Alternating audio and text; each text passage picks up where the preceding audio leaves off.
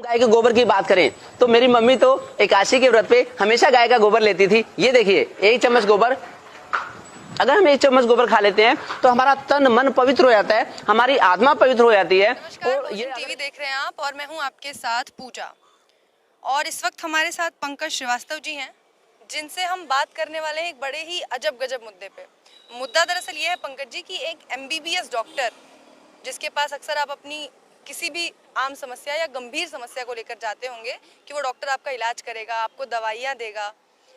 तो मनोज मित्तल नाम के जो ये डॉक्टर हैं, इनका कहना है कि गाय का एक चम्मच गोबर खा लीजिए, आपका पूरा शरीर जो है वो पवित्र हो जाएगा और आपकी तमाम बीमारियां जो पेट से जुड़ी होती हैं खास तौर से, वो ठीक हो जाएंगी। अब इसके बाद आप डॉक्टर के पास जाने से पहले क्या सोचेंगे?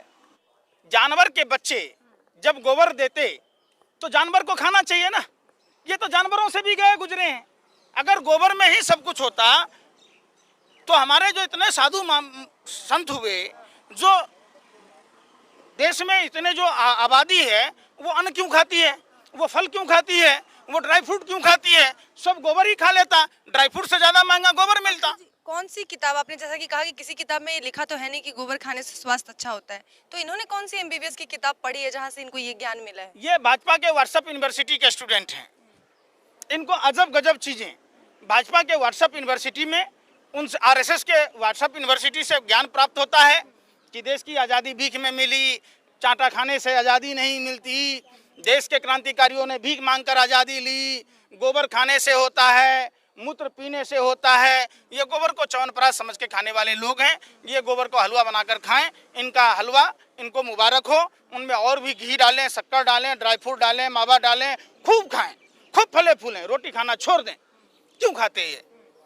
तो देश को समझना होगा। देश को गुमराह करने की और साजिशन, देश को गर्त में ढकेलने की एक बहुत बड़ी साजिश, षड्यंत्र और प्रयोग हो रहा है, ताकि जो देश की मूलभूत समस्याएं हैं, रोटी कपड़ा मकान, शिक्षा रोजगार स्वास्थ्य, इन सब मुद्दों से लोगों का ध्यान भटक जाए और लोग इसी उधर बुन में रहे। जो गोबर है उससे कोहिनूर का हीरा भी निकलता है, ये भी एक चैनल पे दिखाया गया था बकायदा। बिल्कुल, वो गोबर पात्रा ने बोला था।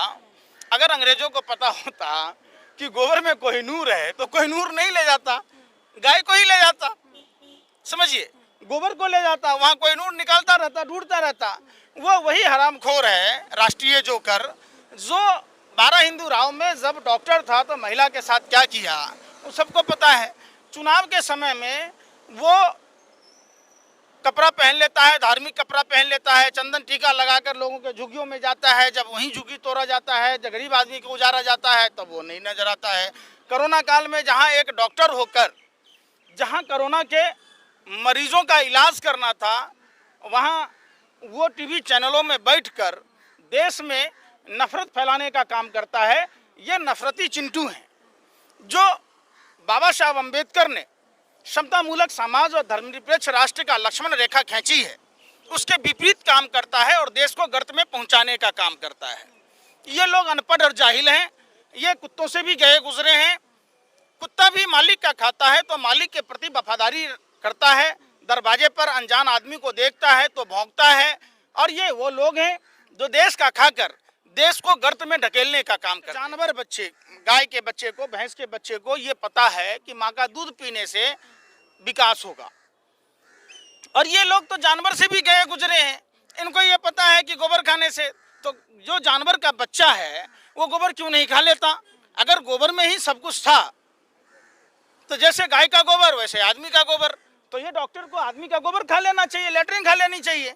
ये लोग जो एमबीबीएस की पढ़ाई पढ़ के नहीं आए, ये रिश्वत देकर परीक्षा पास किए और ये देश में सरकार के एजेंट के तौर पर काम करते हैं ताकि लोगों का दिमाग डाइवर्ट किया। सवाल ये है ना पंकज जी कि पहले जो चाहे डॉक्टर संबित पात्रा हों, चाहे बाकी के जो बीजेपी प्रवक्ता या नेता हों, उन्होंने सिर्फ बोला था कि ये करने से गोबर, गाय का गोबर खाने से आप स्वस्थ हो जाएंगे, बीमारियां दूर हो जाएंगी, कोरोना भाग जाएगा। लेकिन ये वाले जो डॉक्टर हैं मनोज मित्तल जी, इन्होंने बाकायदा खा के दिखाया है, तो ये थोड़ा लेवल ज्यादा बढ़ा दिया इन्होंने।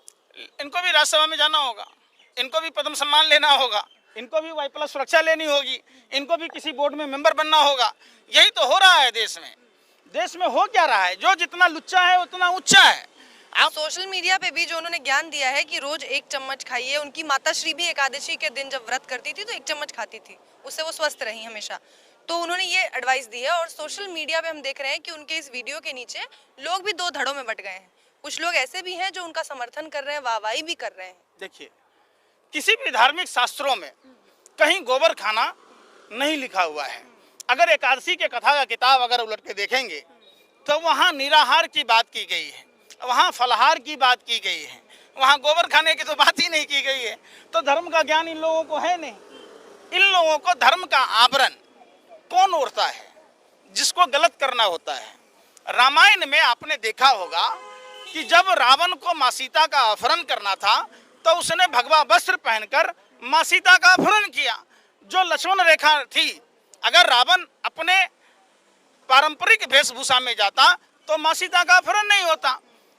मित्तल साहब ऐसे डॉक्टर हैं जो व्हाट्सएप यूनिवर्सिटी के ये टॉपर छात्र में से आते हैं, जो अजब गजब बातें बोलकर देश को गुमराह कर रहे हैं और सरकार का जो मंशा है उस मंशा के हिसाब से वो काम कर रहे हैं।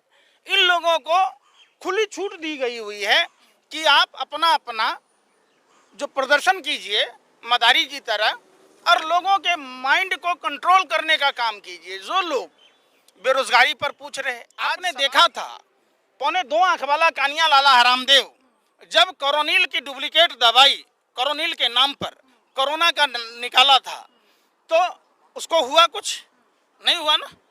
जिसने उजागर किया उसके साथ क्या हुआ सबको पता है। डॉक्टर कफील का मामला इसी में आता है। चूंकि वो एक मुसलमान है जो पुष्पा सेल जब घटना होने से पहले ही चिट्ठी लिख चुका था, स्वास्थ्य मंत्री को दे चुका था, उसके बावजूद जो बच्चे मरे, जो हमारे देश की किलर मीडिया ने ये चलाया कि 63 बच्चों का हत्यारा डॉक्टर। तो भाई हत्यारा कौन है? 4 एजेंसियां ने जांच करने के बाद पाया कि डॉक्टर कफील निर्दोष हैं, फिर भी उनको बर्खास्त कर दिया गया। जहां उनको ससम्मान बहाल करना था, जहां उनको कंपनसेशन देना था, जो गरीबों के मसीहा जो बाहर के अस्पतालों से ऑक्सीजन ला ला कर बच्चों की जिंदगी बचाई, वैसे डॉक्टर को बर्खास्त कर दिया गया। तो देश में आप सोच सकते हैं कि कानून व्यवस्था नाम की क्या चीज है। बैंक डूबे नहीं, बैंकों को डुबोया गया। संदेशरा बंधु 15,000 करोड़ रुपया लेकर नाइजीरिया चला जाता है, सिप्को कंपनी खोलता है, जो भारत का आर्थिक लुटेरा, जो आर्थिक भगोरा है, भारत सरकार उसके साथ व्यापार करती है। ईडी की कार्रवाई से पहले जो भारत के भगोरे हैं, विजय माल्या, नीरव मोदी, मेहुल चौकसी जैसे लोग, इनको पहले पता चल जाता है और ये देश छोड़ के चले जाते हैं। तो देश में इस समय जो है एक चीज नई परंपरा का शुरुआत हुआ है कि औने पौने दाम में देश को बेचा जा रहा है, देश को लूटा जा रहा है। जो लूटने वाले हैं, जो लुच्चे लफंगे हैं, वो उनको उतना बड़ा सम्मान दिया जा रहा है कि तुम भी लूटो मैं भी लूटूं। यही चल रहा है।